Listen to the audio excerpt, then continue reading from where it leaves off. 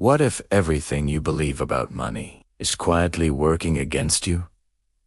What if saving money, the thing we're told is responsible, safe, and smart, is actually the reason millions of people stay broke their entire lives? And what if investing, the thing that sounds risky, complicated, and only for rich people, is not a game of luck at all, but a system that has been quietly transferring wealth from the uninformed to the informed for over a century? Here's the mystery. Two people are born in the same year. They earn the same salary. They live in the same city. They face the same economy, the same inflation, the same global crises. One retires comfortably. The other works until they physically can't. The difference is not intelligence, not effort, not talent. It's something far more uncomfortable. They understood, or failed to understand, how money actually grows. In this video, we are not going to start with stock tickers, charts, or technical jargon. We're going to tell a story about how investing began, who it was built for, how it broke, why it keeps breaking, and how the same patterns repeat again and again, destroying beginners while rewarding those who understand the rules. By the end of this video, you will understand why investing feels confusing on purpose, why playing it safe is often the most dangerous strategy, and why the real risk is not losing money, but never learning how money works. This is investing for beginners, explained not as rules, but as a system. And like every system, it leaves clues, setting the stage. Before investing existed, to understand investing, we have to go back to a time before investing even existed.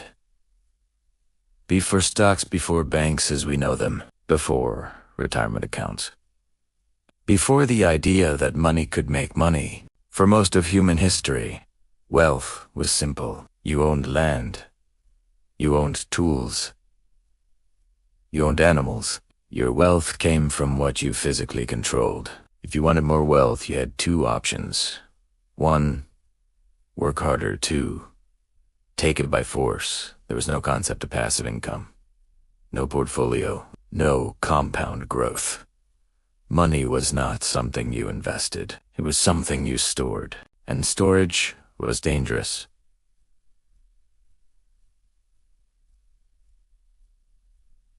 Gold could be stolen. Livestock could die. Land could be taken. So wealth was fragile, and power belonged to those who could defend it. Then something revolutionary happened. Trade expanded. Merchants began traveling across regions, oceans, and continents. They needed capital to fund ships, crews, and cargo. But one person could not afford the risk alone. So they did something radical. They shared the risk. Multiple people pooled money to fund a journey. If the ship returned, profits were shared. If it sank, losses were shared too. This wasn't called investing yet. But the idea had been born. The origins.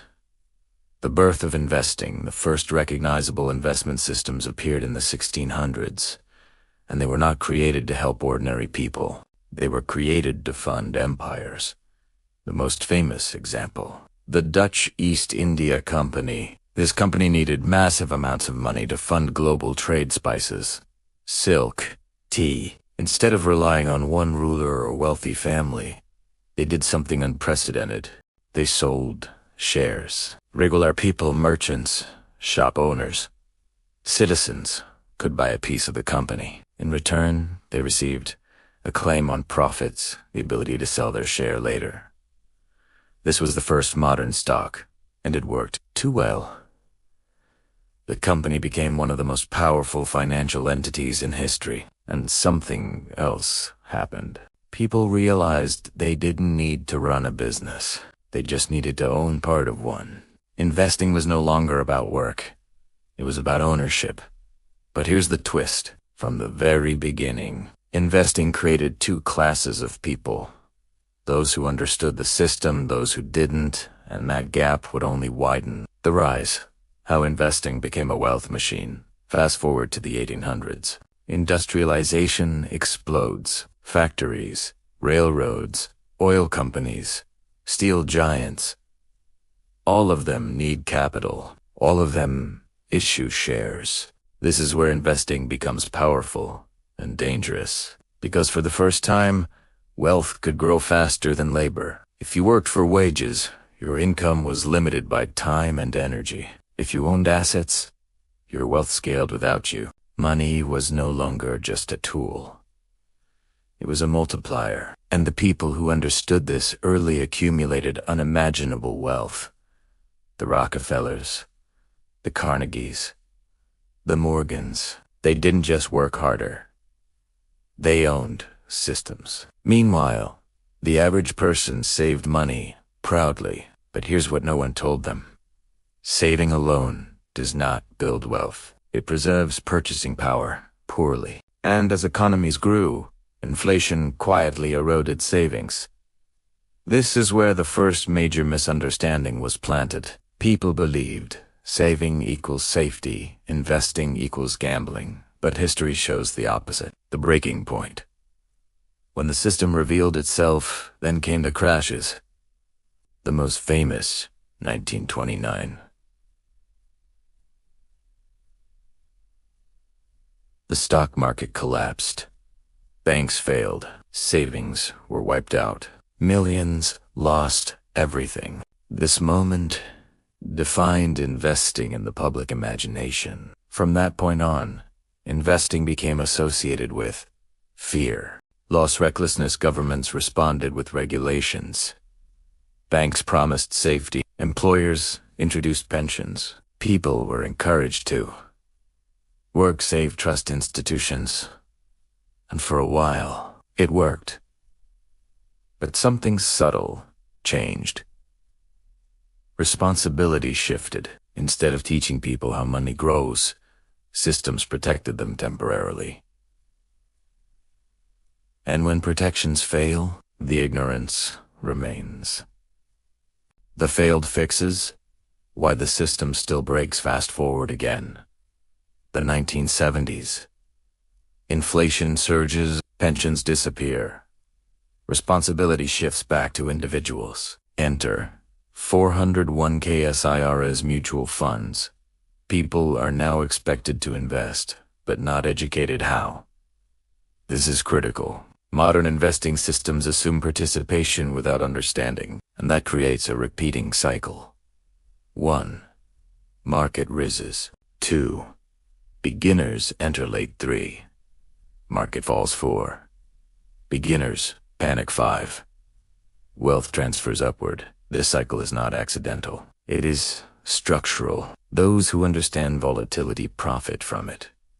Those who fear it are punished by it. And the same story repeats. Dot-com bubble, 2008 financial crisis, pandemic crash, speculative manias, different names. Same pattern. Modern parallels.